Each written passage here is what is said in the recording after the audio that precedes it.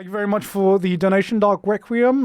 Is it harder for a white guy to survive in Asian heat or for an Asian guy to survive in European cold? Much love from India.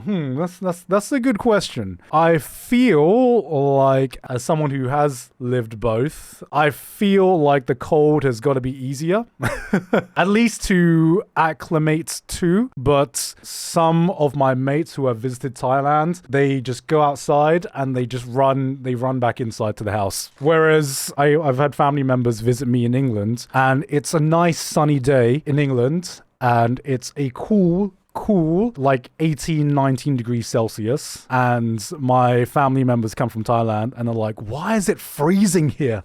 Why is it so cold here?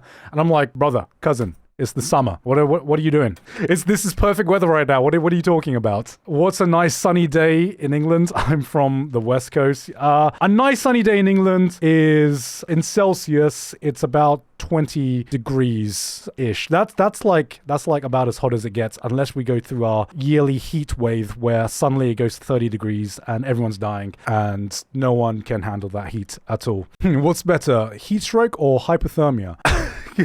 Good question. Well, every year, I swear to God, Japanese summers gets hotter and hotter. Right now, the heat in Thailand is bearable, but I swear to God, even I'm like unable to handle Tokyo summer anymore.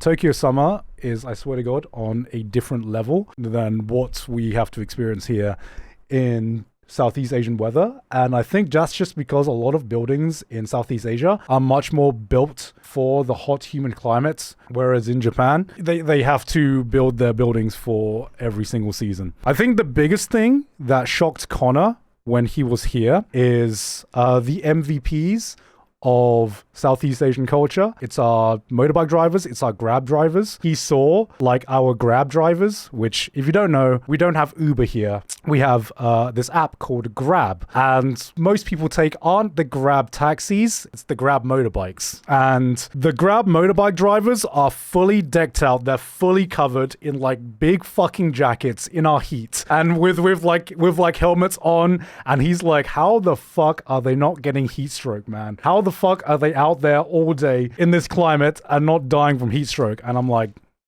damn, they're just goated, man. They're just built different. Grab is from Singapore, right? I'm not sure. I think it's, well, I know Grab is used across Southeast Asia. It was used in Singapore. It is used in Thailand. It is used in Vietnam. I assume it's used in Malaysia and Indonesia as well. If there's anyone watching right now via VPN. From what I understand, it is all of Southeast Asia. Do you take tuk-tuk when you have to take Uber in Thailand? Nah. Tuk-tuk is very much a tourist thing to do. Do you take tuk-tuk for the experience?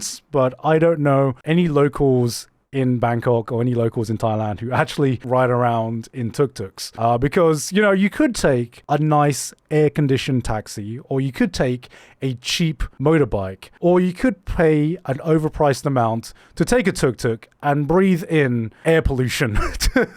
You could breathe in some nice exhaust fumes on a tuk-tuk and pay a hefty price, or you could travel around comfortably. But you know, I get it. As you're here visiting, you want to take it for the experience. But if you're living here, there are better ways to get around the city. How to avoid tuk-tuk haggling? I think it's gotten to the point now where you can't really avoid tuk-tuk haggling because, as I said, no locals really take tuk-tuks. Most locals I know now, they use a Grab. You know, Grab, which is basically Uber, Grab has basically taken away the haggling culture because you can just use a Grab and have a predetermined amount to spend. So yeah, I highly recommend, if you're traveling Southeast Asia, take a tuk-tuk once for the experience, just so you can say you take one. But if you really want to get around, just use a Grab. Just download Grab, use that. And you can also order off street food stalls in Grab nowadays. So you can pretty much get everything from Grab. You don't live in Japan anymore? I mean, I still do live in Japan.